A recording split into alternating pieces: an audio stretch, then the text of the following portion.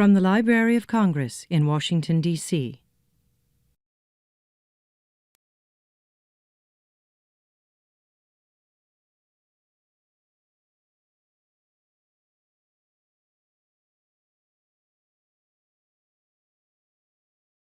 This morning we have a very special graphic author and illustrator by the name of Jarrett Krosoczka. I almost got it. Give a round of applause for that. And many of you know who he is, and you've seen his books. And so I'm going to turn the show immediately over to him. Jarrett. Thank you very much. Thank you. Hi, everybody. How are you? Good. Well, my name is Jarrett, and I'm an author and I'm an illustrator. So that means that as the author, I write the words, and as the illustrator, I draw the pictures. And I feel very lucky that I get to do both jobs. I get to envision the entire story, because the story is told with words and with pictures. And I feel very fortunate that my books get published, because that means copies of my books make it to schools and libraries and bookstores all across the country. And I get to meet people I've never met before who've seen some of my books before. And it's a thrill to know that these ideas that came from my imagination are getting shared with young readers like yourselves. So I'm going to talk to you about how I got my start. And for me, it all began when I was a kid, just like you. Because see, I've been an artist for as long as I can remember. I don't remember a time in my life in which I didn't draw pictures. So this is a self-portrait that I drew when I was in preschool, and I drew this picture with crayons. Now, how many people here have ever drawn with a crayon before? Well, see, we all started in the same place. We all started by drawing with crayons. This is the first book that I ever wrote, and I wrote this book when I was in the 3rd grade. And I remember being a 3rd grader, and I remember being in class, and I remember the teacher presenting this project to us, where we were going to write our own book. We were studying Greek mythology, and we had to write our own Greek myth, and we were going to write a new story, and we were going to illustrate it, and we were going to put it together as a book. And this is that book that I made when I was in 3rd grade. So this is where my career as an author began. Because an author is somebody who writes a story. And it doesn't matter if you're a kid or if you're a grown-up. It doesn't matter if that book gets published and a lot of people get to read it, or if you make just one copy of the book and just one friend reads it. What matters is that you write the story. So how many of you here have ever written a story before? Raise your hand if you ever. Well, then you guys are all authors too. I hope you realize that. You guys are all authors as well. Because I was an author when I was a kid, and there's the proof. My book had a cover. When you open up the book, the first page you saw was the title page. And then came the story. And it was a story that was told using words and pictures. And this is exactly what I do for my job today, now that I'm a grown-up. I tell stories with words and pictures. And words and pictures are teammates. Now, they work together. One isn't in charge of the other. One's not the boss of the other. Words will tell one part of the story, and the pictures, they'll support that, but then they'll offer up another aspect of the story that the words are not communicating. And sometimes they may work on their own. So maybe the words will work on their own to tell the story. Maybe the pictures will work alone to tell the story. And the very last page of the book was the About the Author page. And my About the Author page, when I was a kid, read, Jarrett lives in Worcester, Massachusetts. He goes to Gates Lane School. He liked making this book. And I love to read that last sentence. He liked making this book. I liked making that book because I loved using my imagination. And that's what writing is. Writing is using your imagination, but on paper. And I loved using my imagination. I loved writing so much that I wouldn't wait for this to be a school project. Because when I was young, I would come home from school, and when I was done with anything else that needed to be done, my homework or chores, I would take out pieces of paper, I would fold them in half, and I would staple them together, and I would make my own books. For no other reason but for the fact that I love to be creative. So here are characters that I would write books for when I was in the 4th grade. And I wrote these books after school on my own.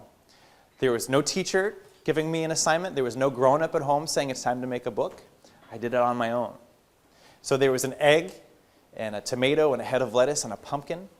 And they were friends, and they went to this haunted house in one of the books I wrote for them. And in this haunted house, there were all sorts of dangers. There was an evil blender that wanted to chop them up.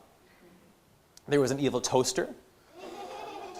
And there was an evil microwave that wanted to melt them up. I would make my own books. I'd also make my own comics. And this was another way for me to be creative, another way for me to tell stories using words and pictures. Here's a comic that I made when I was in the 5th grade. Here's another comic that I made when I was in middle school. When I got older, when I got to high school, I continued to draw, and I took a lot of art classes in high school. And in those high school art classes, we had to draw a lot of still lifes. Have you guys ever drawn a still life in art class before? It's when you take an object or a group of objects and you set it on the table, and you take out your pad of paper and you look at what you see in front of you, and you try to draw it. And it helps you learn how to draw better. Well, one day, my art teacher asked us to draw a paper bag. He said, here's your homework assignment. Just go home, get a paper bag, set it up in any way you want to set it up, and draw that picture. So I took my paper bag, and I cut a face into it, set the paper bag up on the table, and I drew this picture. Now, this is a picture I drew as a teenager, but many years later, I would go on to write an illustrated book called Baghead that would be published. So when I was drawing this picture, I didn't know that I would someday write that book. So there's no telling what's going to happen in the future. There's no way of knowing how the work that you're making right now in your life may inspire you in the future. So these characters that you're drawing now, maybe you'll find these papers again in 20 years, and you'll start drawing them again and sending them out on new adventures. When I was a teenager, I got to be the cartoonist for the high school newspaper. And that was really exciting because I could come up with these jokes and these stories. They'd be printed in the newspaper. So kids at my high school that I didn't even know were reading my stories. And that was such a thrill for me. And it made me realize that this is what I wanted to do with my life. I wanted to share my stories with people. I wanted to have my work published. So even when I was a senior in high school, I was still drawing characters and thinking about books. So I went to college to study art. I went to Rhode Island School of Design to study illustration. Now before I could get into taking illustration classes and learning about drawing characters for books, I had to take these classes they're called foundation classes. So you're learning about color and design and how one color can affect another color, how some colors are warm and some colors are cold, and how some colors can evoke different emotions in the viewer. I had to take drawing classes where we were learning about light and shadow. We were drawing still lifes to learn about perspective and architecture. I had to take painting classes where we had to paint still lives. We had to paint the models that would come in and pose. But just like when I was a kid, whenever I had some free time, I would write and illustrate my own stories. I always went back to telling stories with my art. But those required classes began to influence my work. And I started painting my characters. And soon I was painting my characters all the time. And when I was in college, every single semester, I took a different writing course. Because as much as I wanted to be a professional illustrator, I also wanted to be a professional author. And I wanted to be the one who would write the stories for the books I would illustrate. So I took every single writing course I could get my hands on. But my most favorite writing class, out of any of the writing classes I took, was a class called Picture and Word. And it was all about picture books, writing and illustrating picture books. And the big project for the semester was to write and illustrate our own book. And I wrote this book in that class. It was called Hello, Said the Slug. A story about this orange slug. He wants to be friends with this kid. And that kid has no patience for that giant talking slug. And I was really excited about how this book turned out. So much so that when the class was over, I had this book and I thought to myself, well, my teachers liked the book, my classmates liked the book. Maybe somebody at a publisher would like the book. And if somebody at a publisher liked the book, they would publish it and they would make all of these copies of the book that would get sent out to schools and libraries and bookstores. And everybody could read my book, and that would be so exciting. So I mailed my book out to a publisher, and I waited. And I waited some more, and I waited some more after that, but they eventually got back to me.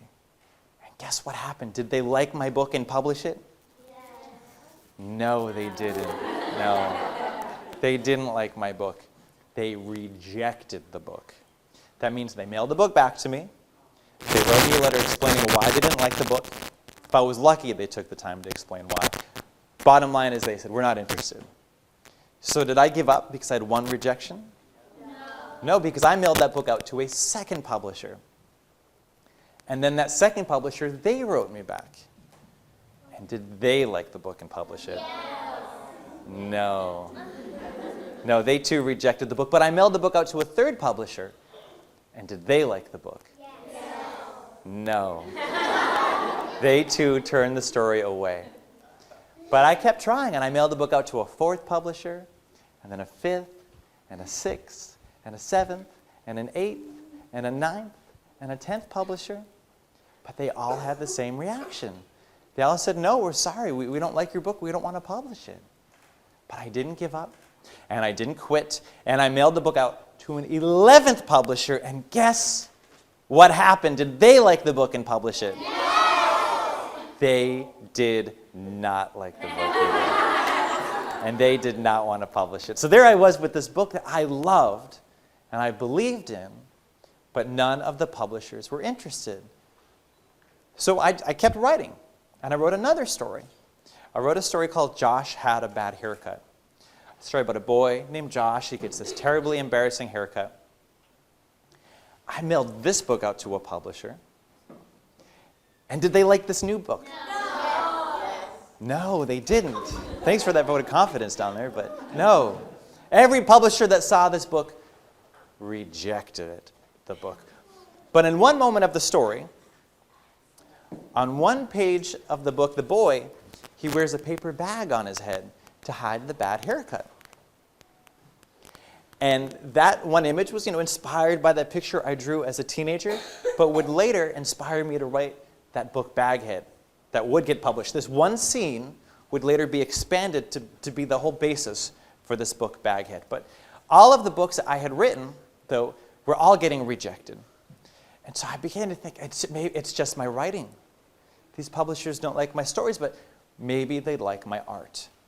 And if they liked my art, they would hire me to illustrate a book that somebody else wrote. And I thought maybe that's just how I get my foot in the door, by drawing pictures for other authors' books. So what I would do is I'd paint a picture like this, and I would take that picture, I'd put it on a postcard. That postcard would have my art, my name, my phone number, my email, my website, information for carrier pigeons, any way that they wanted to get a hold of me to hire me to illustrate a book, that they could get a hold of me. I printed up 80 of these postcards. Printed 80 postcards out to 80 different people at all of these different publishers. And how many of those 80 people got in touch with me? 0. 1. Well, 1 is a good guess, but no, fewer than that. 0. Yeah, nobody did. So I painted another picture. The next week I printed up another 80 postcards. And how many people got in touch with me? 0. None. And so week after week and month after month, I'd mail out these postcards. And I wouldn't hear from anybody. And it got to the point where I had been sending my books out to publishers for 2 years. 2 years of sending my books out and getting them rejected. But I kept writing because that's what I love to do. And I wrote a book around that time called Goodnight Monkey Boy, about a boy, he wears monkey pajamas, he doesn't want to go to bed. And then I painted this illustration, and I put this illustration on a postcard. I printed up 80 postcards. I mailed them out to 80 different people at all of these different publishers. And of the 80 people who received these postcards, how many of those 80 people got in touch with me? 0. 1 person did. I received an email from an editor at Random House Children's Books, and that's a big publisher. And I couldn't believe it. And to give you a perspective how long ago this was, from the time that I turned on my computer till I could download the email, it took me 20 minutes because That's what life was like in the late 90s. I had to connect to a phone line, there's awful sound.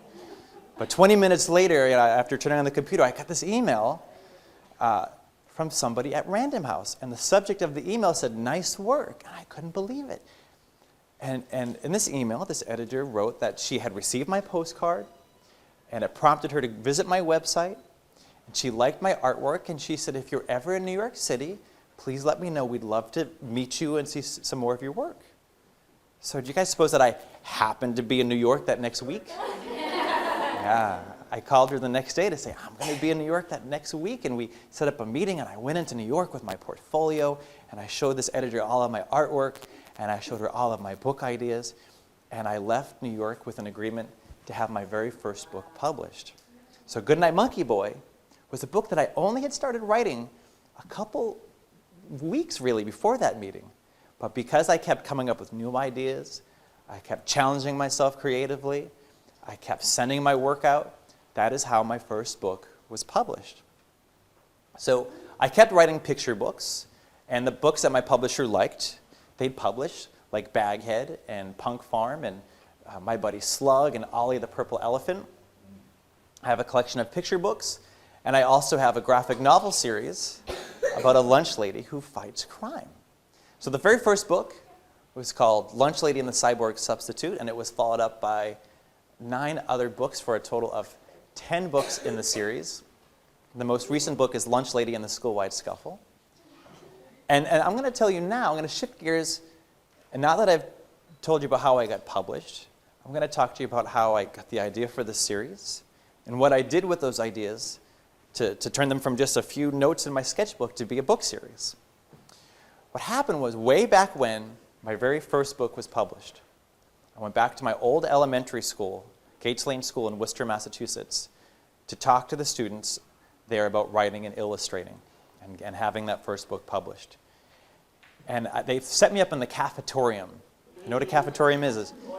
Yeah, half cafeteria, half auditorium, depending on what's going on in school that day. And I had a slide projector. You can ask your teachers, maybe the Library of Congress has what a slide projector looks like, that you could see what this was like back in the day. Way before iPads and digital projection. And so I had a slide projector, and I'm setting up my slide projector, and I looked across the cafetorium, and there she was. It was my old lunch lady. She was busy working, getting lunches ready for school that day, so I had to stop what I was doing. I went over to say hello, and I said, "Hi, Jeannie, how are you?"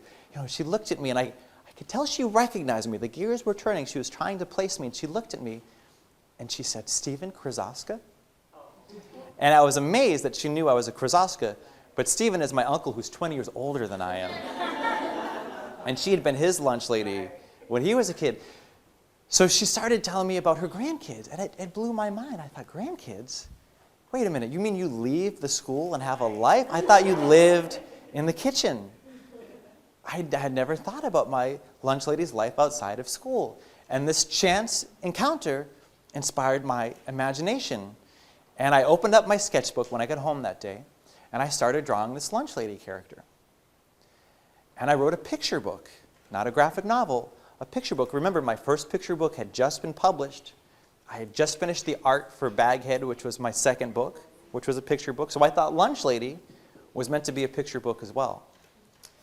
And it was a story about kids who sat at their lunch table and debated what they thought their lunch lady did after school. And whatever their flights of fantasy were, that you would see that in the art. So if one kid said, "Our lunch lady's an opera singer," and you would turn the page and you would see that in the art. One of the students thought, well, maybe our lunch lady is a spy, and she knows karate, and she keeps the school safe. And that, to me, quickly became the more interesting story to tell. The story of a lunch lady who was actually secretly a superhero, and she's like a spy in the cafeteria. But now that story would no longer fit into the format of a picture book. A picture book is only 32 pages long. And now that I'm dealing with a story of heroes versus villains and mysteries that would need to be solved, I need a longer book. And I wasn't sure what kind of book it would be. And that didn't matter. What mattered was the story. What mattered was the character and the characters that would surround her. So in my sketchbook over the next several years, I just kept drawing this character. One point I thought it was supposed to be a chapter book. That didn't seem like the right fit either, but I kept drawing the character, thinking about how she'd get around town, how she'd go undercover. Started thinking about who the other characters were. So she has an assistant named Betty who helps her fight crime. She has these 3 meddling kids that, they help her fight crime even though she doesn't want them around. She thinks that they're going to blow her cover. But there's Hector, Terrence, and Dee, and they're the breakfast bunch, and they become involved in the mysteries.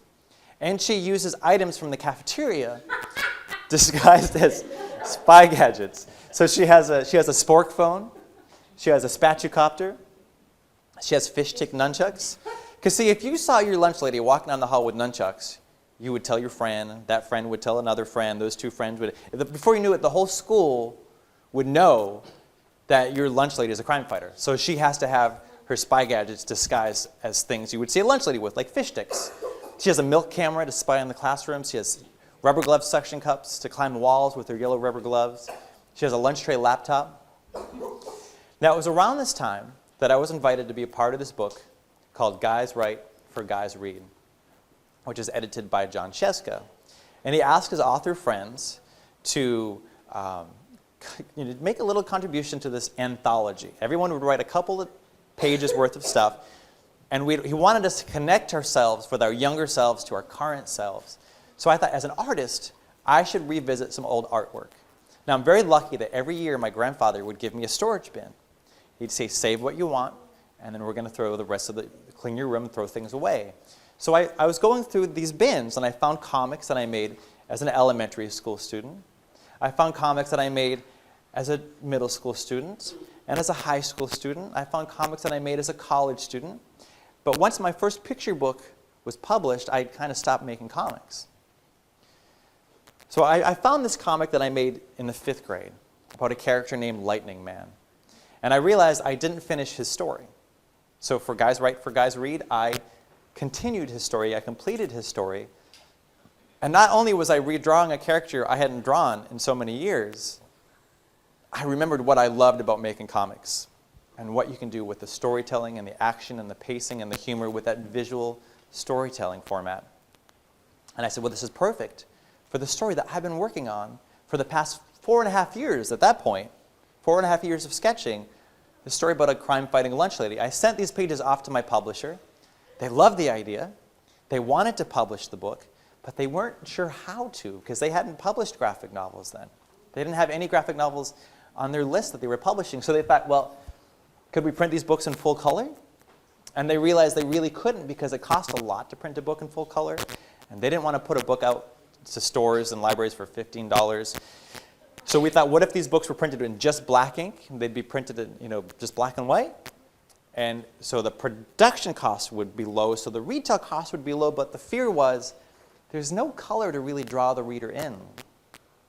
So ultimately, we decided to print the book in just 2 inks, black ink, and we would choose a second color that would become the signature color for the series. And we chose yellow because that is the color of the iconic dishwashing rubber glove. So now these books are going to happen. I need to know how to draw these characters. And every time I draw the character, it needs to look like the same person. So I draw that character over and over and over and over again.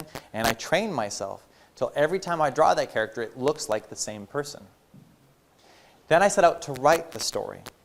Now, I've done about 5 years of brainstorming at this point. And I like to spend more time brainstorming, sketching out the characters, getting to know their personalities before I start worrying too much about the plot.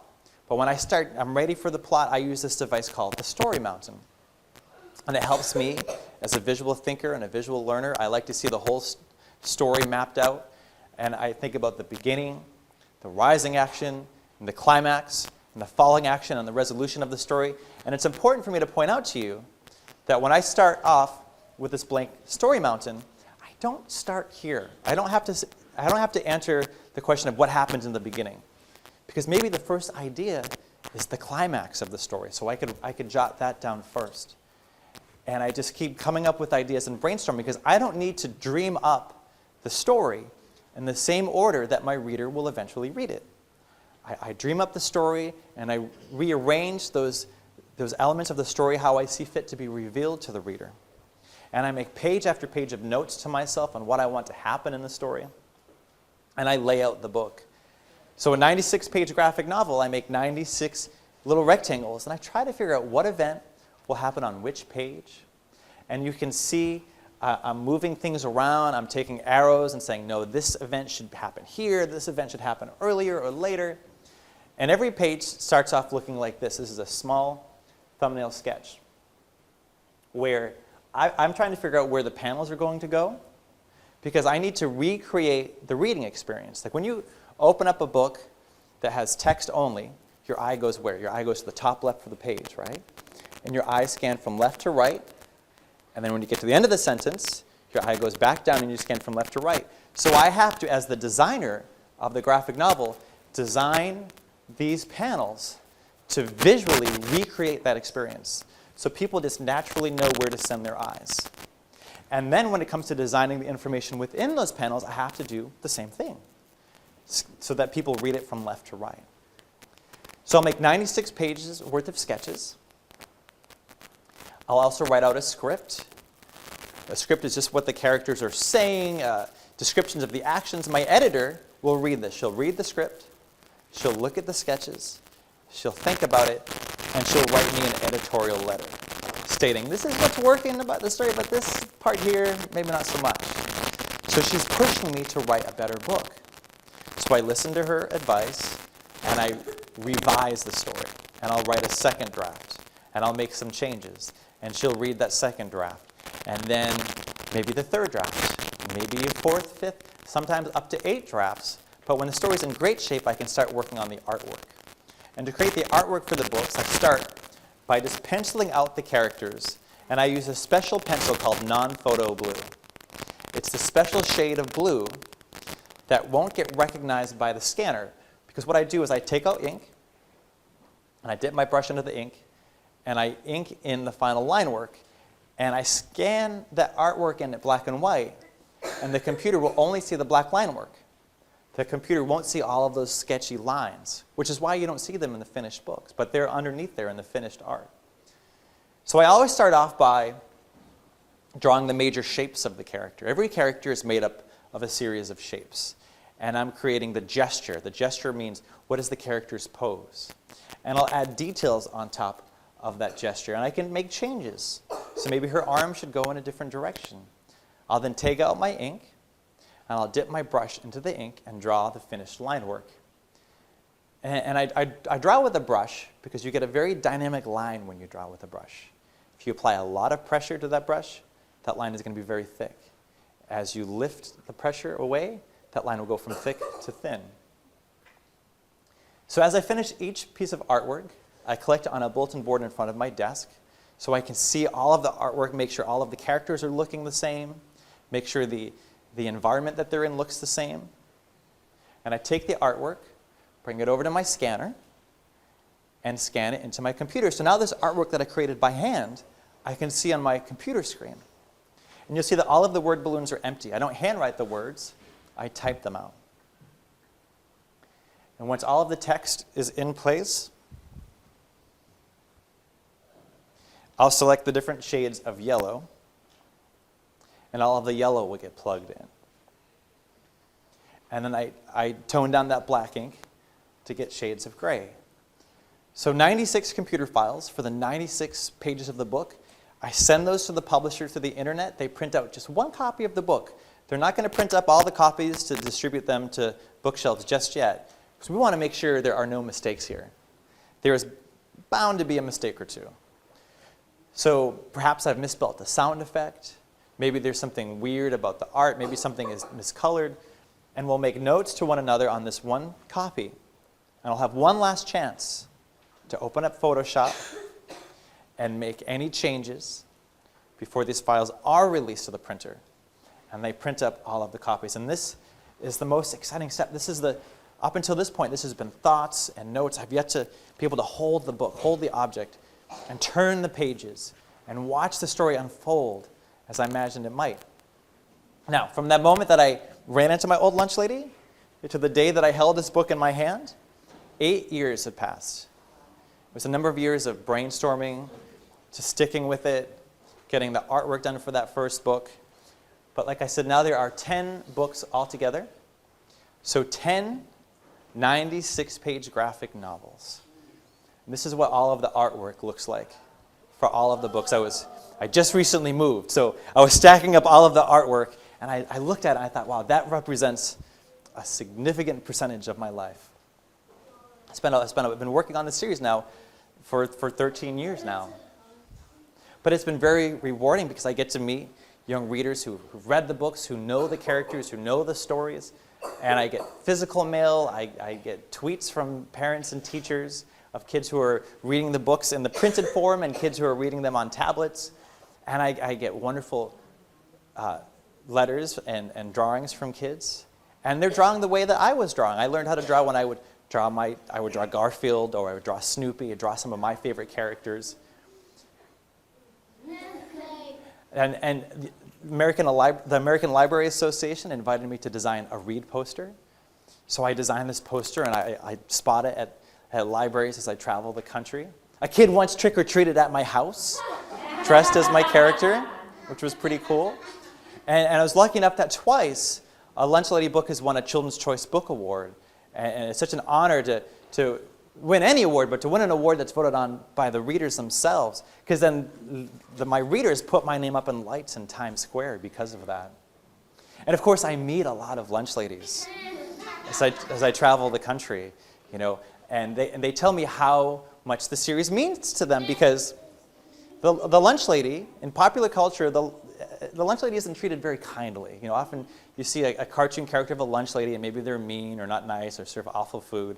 And if you know a lunch lady in your real life, you know that couldn't be further from the truth. And it meant a lot to my old lunch ladies. I gave them artwork when the books were first published at the book signing in Worcester. And I later learned how much that acknowledgement meant to them. And I was really touched and moved by how much that meant to them. So I created a day called School Lunch Hero Day. So the first Friday in May, we've celebrated twice so far.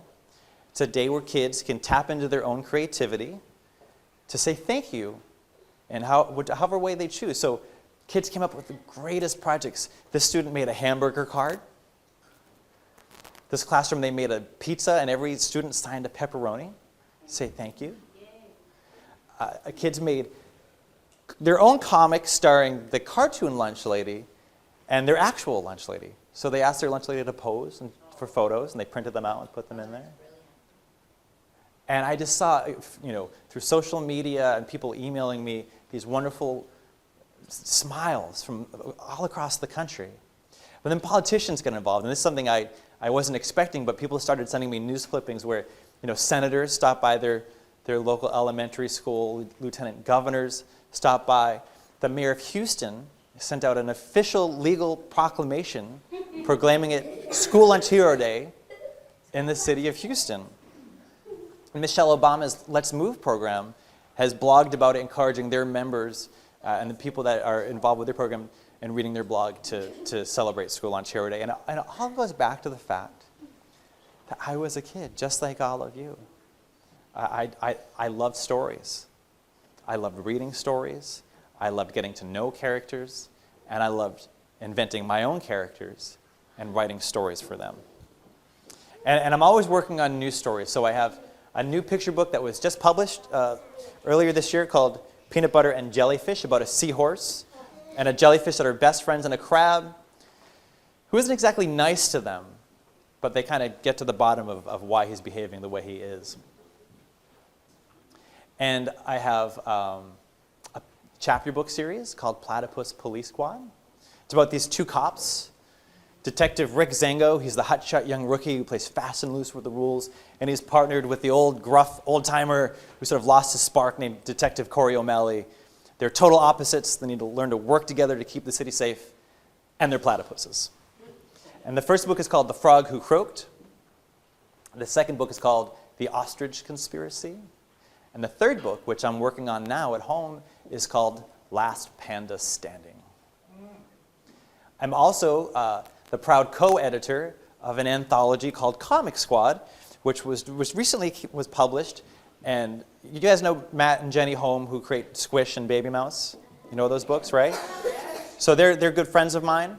And we were talking online one day about comics and in kids' comics and the comics that we loved when we were young, and how wouldn't it be great if there was an anthology that could team people up to make little short stories? And we thought, well, you know what? Like, instead of saying, oh, somebody should do that, we said, well, we'll do it. And we came up with the theme of recess for the first book. So every cartoonist made a little mini comic around the theme of recess. And Dave Pilkey, who created Captain Underpants, made a piece. And Raina Telgemeier, who created Smile, did a piece. And Dave Roman and Dan Santat. And we're really proud of the book. And we have a new roster. There's a second comic squad. And we're gathering up other cartoonists as well. Here's a shot of my old studio. Like I said, I just moved. So picture all of that same stuff, but just in a different configuration. And that's where I work. But this desk, too, I should tell you, this desk was a birthday present for my 14th birthday, and I still work on it today. And for the teachers in the room, my website has a lot of resources there for your classrooms. You could download radio interviews I conduct with my author friends. You can download the books that I wrote as a kid, myself. And for you guys, we have some time left, and I'm going to take some questions from you. I want to hear from you guys, and then I'm going to draw some pictures for you. Do you have a question for me back there?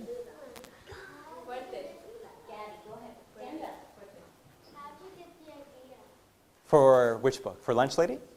That chance encounter with my old lunch lady. Sometimes something in reality will get you to start to think about the fantastic.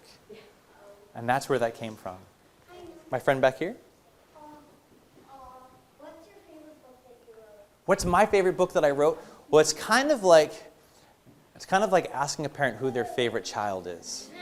You know, I love all of my books the same, and I really do.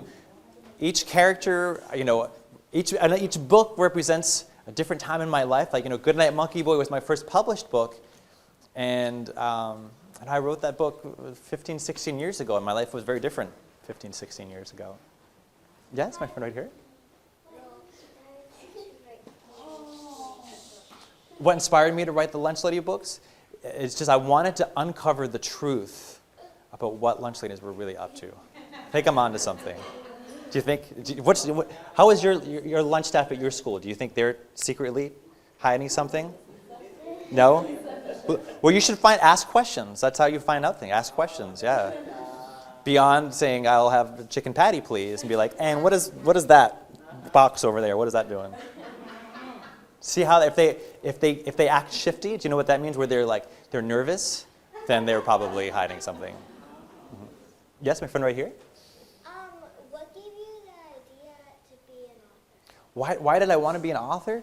I love using my imagination. I like making things up. I like creating these fantastic stories, and that's my need and want to create made me want to be an author. You do too. That's great. Yes, my friend right here. My last name is pronounced Krosoczka. Krosoczka. Yeah. Why do you want to be a lunch lady? Why can't it be something else? Well, you know what? If on that day that I revisited my old elementary school, if the old janitor was still there, and we struck up a conversation, maybe it would have been about janitors. But it was that I ran into my old lunch lady, and I started thinking, what does she do? And no one would suspect the lunch lady. No one would suspect her to be the crime fighter. My friend here in the white shirt? Yeah. What book are you working on that at the beginning of the series? Oh, the beginning of a series. Wow, that's a gotcha question. I'm working on the third Platypus Police Squad book. So where I'm at with that is that I've written the story, and my editor and I are going back on revisions for the chapters, and I have up to chapter 7 sketched out.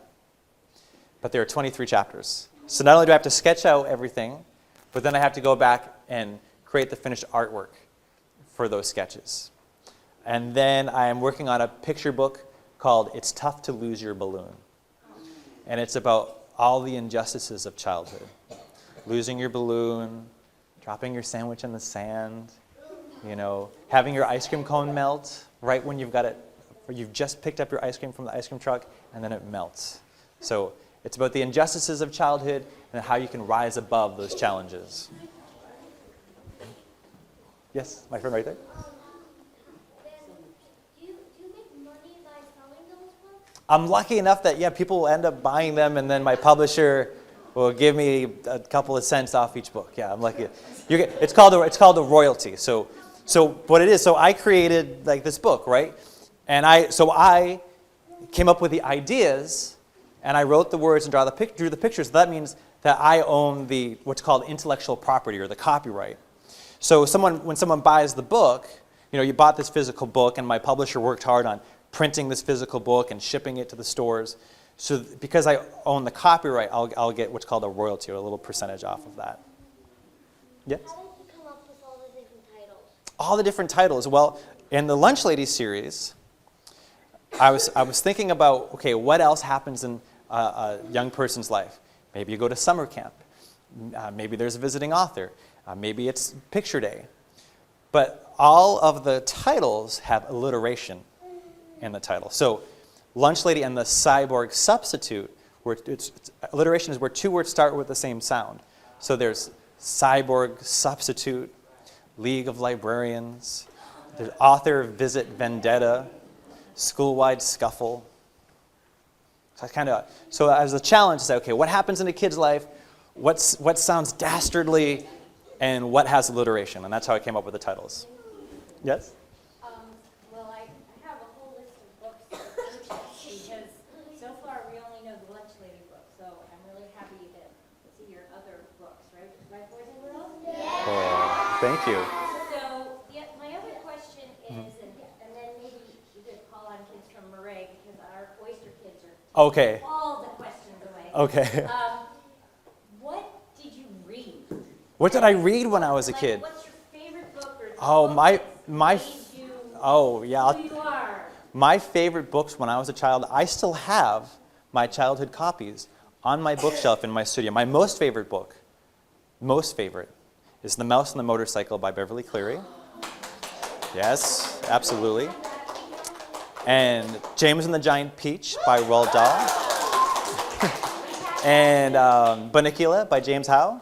What? Bunnicula? Oh, Yeah. Bunnicula! Sorry, James Howe, if you see this. They can dub in. We read that book too. And then every day I would get the newspaper from my grandfather, and I would go right to the comics section. And for 2 years, I would cut out Garfield, and I would make my own treasuries in photo albums. And I read Calvin and Hobbes, and I read comic books like X-Men and Spider-Man. Those all make up what you see here today. My friend right here.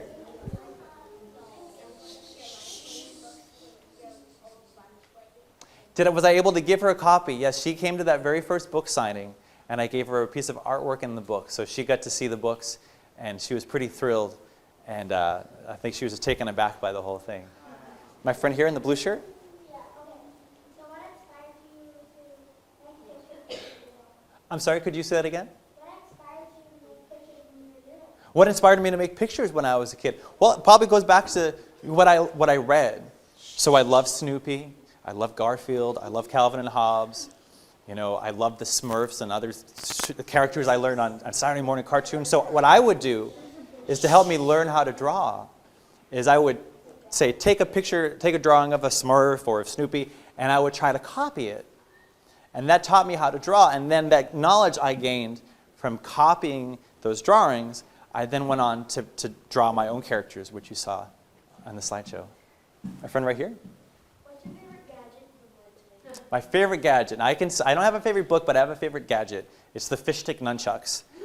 And this is why they're my favorite. Because not only do they look like fish sticks, they smell like fish sticks too. And my friend right here? What was the most fun? I'm not sure any one book is the most fun. I will say, though, I have a picture book called Punk Farm, where it's these farm animals, and they have these punk rock concerts. And their stage is always lit with like these crazy colors like oranges and pinks and purples. And I had a lot of fun painting those pictures. I mean, to be able to wake up and say, my job today is to paint a pig with a guitar, like that's what I need to do today, is a pretty remarkable thing. My friend back here in the blue? What was your favorite What was my favorite scene in The Lunch Lady? I don't know if I have one favorite scene, but I had a lot of fun creating the scene. In Lunch Lady and the Bake Sale Bandit, there's a school bus robot dragon monster thing. And even just saying that is fun. So imagine getting to draw that. My friend here in the blue?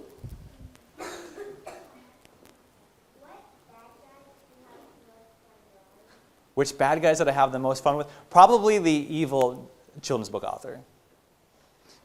The second book was called League of Librarians. And I thought, the librarians better know that I'm willing to make fun of authors as well. Yeah. You're equal, yeah. A few more questions, yes? So when you're mad, like when you're like frustrated, Uh-huh. do you ever just like get a clean sheet of paper and just like scribble all over it? It's a good question. If I ever get frustrated by what I'm working on, the best thing to do is just walk away and do something else. Maybe I might walk my dog and get outside for a little bit. I'm trying to every day make a piece of art that maybe it only takes me 10 minutes to do, but it's something not to do with the art I need for the books. Because to write and to illustrate, you have so many things you have to think about. You have to think about your space, and you have to think about how you feel too. So getting good exercise and making sure you're eating right, that's all of those things factor into the work that you make. Now I know there's so many other people with their hands raised, but I want to be able to draw some pictures for you guys. And I'm going to give you guys a couple of little drawing lessons here. Now, I mentioned in my slide talk that when I'm at home and I'm working on the art for these finished books, I have a special pencil called non-photo blue. And if I were to draw with a non-photo blue pencil, you wouldn't be able to see those marks from afar because it's a very faint mark, very faint line. So I have this light blue marker that will sort of stand in for that to give you an idea of what the process looks like. So like I said, every character is made up of a series of shapes. So when I'm drawing Lunch Lady, I start off by drawing an upside down teardrop, and then a regular ended teardrop. And now I'm drawing the gesture. The gesture is like where the limbs are, like how the character's posed. And I'm going to have her jumping through the air. So I think about where her legs go. Not a lot of detail yet, is there? Because it's a lot easier to make changes now. So if I were to start by drawing the details of the character's eyes and face, and I would get to the end, I said, I want to make a change, but I spent all that time and all that work on that detail because now I could look at that and say, you know what? I'm going to make her head a little bit smaller, like so. So now, on top of that gesture sketch, I'll layer the details. So I have the character's hair,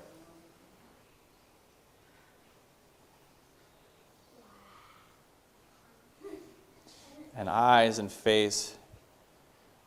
And I'm pretty loose with my marks. Clothes, her gloves, her sleeves. So once I have a good foundation down, then I would take out my ink. And again, when I'm at home, I take a brush and I dip it into ink. That would be logistically difficult. I flew here by airplane this morning. I would need something smaller than 4 ounces. I have a big old ink jar there. So I'm going to use the Sharpie marker as a stand-in for that.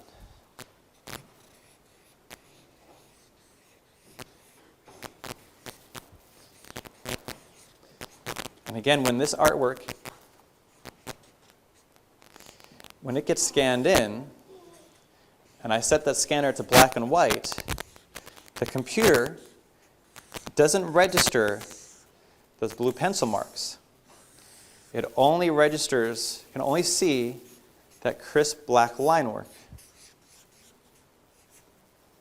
So if you were ever able to get a look at some of the original artwork up close, you would see all of the underworking underneath all of the art. But you don't see that in the books. You just see the finished line. So you may have been under the assumption that I start off by drawing the lines that intricate and that spot on. But you see, I allowed myself to make some mistakes with the pencil before I went to the final art. My signature and the year. So So there's Lunch Lady, but there's another character that's very important to the story. And where Lunch Lady is made up of a series of teardrops, there's someone else who's made up of a series of circles. And every character is made up of shapes. And when you boil it down to just the main shapes, your audience could probably tell who that is. Does anybody know who this is? That's amazing. Thank you for knowing that. That's her sidekick, Betty. All I drew was a circle and a bell, and you knew who it was.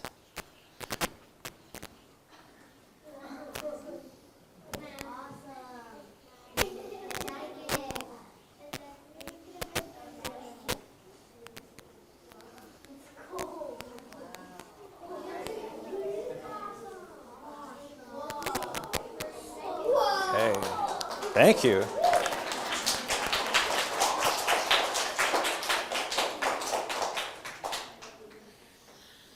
Now that you've applauded, I hope I don't mess up the rest of this.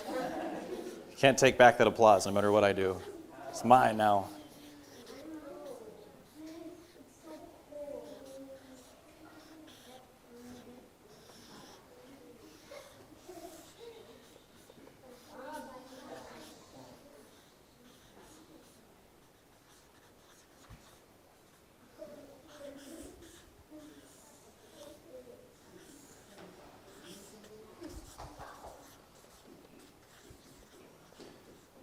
Okay, so, well, thank you. And I'm going to leave you with one final lesson before we go. And this lesson that I'm going to give you to, you can apply to your characters that you're inventing. And we're going to talk about emotions. Because illustration is all about visually communicating the story. So how a character feels is communicated by their facial expression. So could you show me with your faces, just your faces, what does it look like when you're really happy?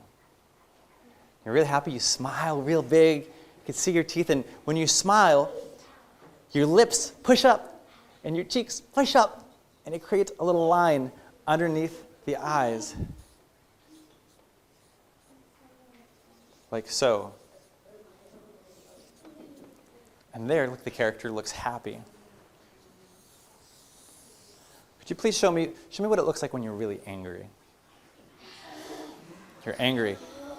Your eyebrows cross. And what happens is your eyebrows are pushing together towards the center of your face, and it's wrinkling up your forehead a bit. And you were so angry that you tilted your heads down, and you were looking up. So, and have those angry eyebrows with that little line, but see how there's space between the eyes and the eyebrows? It's not going to be the case here. Those eyebrows are going to be covering the very top of the eyes because your head is tilted down.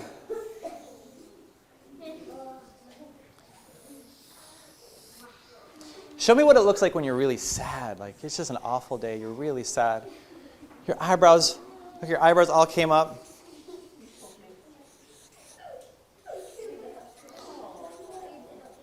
And you all pouted a little bit with your lips right there. Now, show me what it looks like. Show me what it looks like when you're scared. Your eyes all get really big. Your eyes get really big. And the trick to showing that a character is scared is to not only are the eyes bigger, but the pupils are smaller.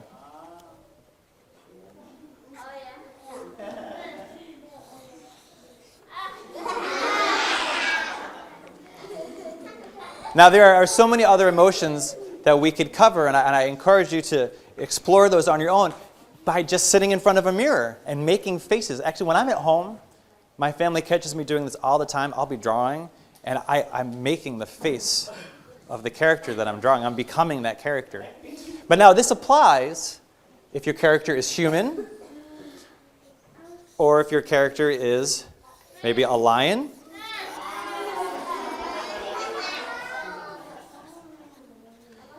maybe a pig,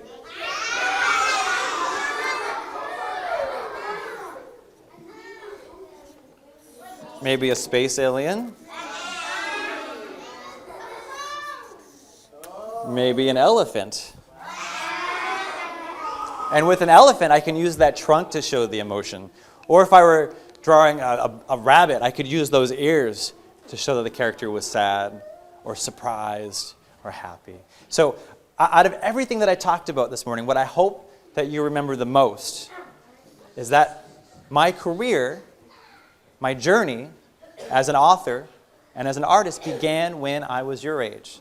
And I want you to make sure that you consider yourselves authors and illustrators, and that please don't wait for this to be a school assignment, because it does not need to be a required thing, because it's so much fun. It's so much fun to use your imagination, escape from your real life for a little bit, and take a blank piece of paper and pour your imagination out onto that paper. So after school, on your own, without any grown-up asking you to, get a hold of some paper and make awesome things. Okay? Thank you guys so much, and thank you to the Young Reader Center for having me today. Thank you. Thank you.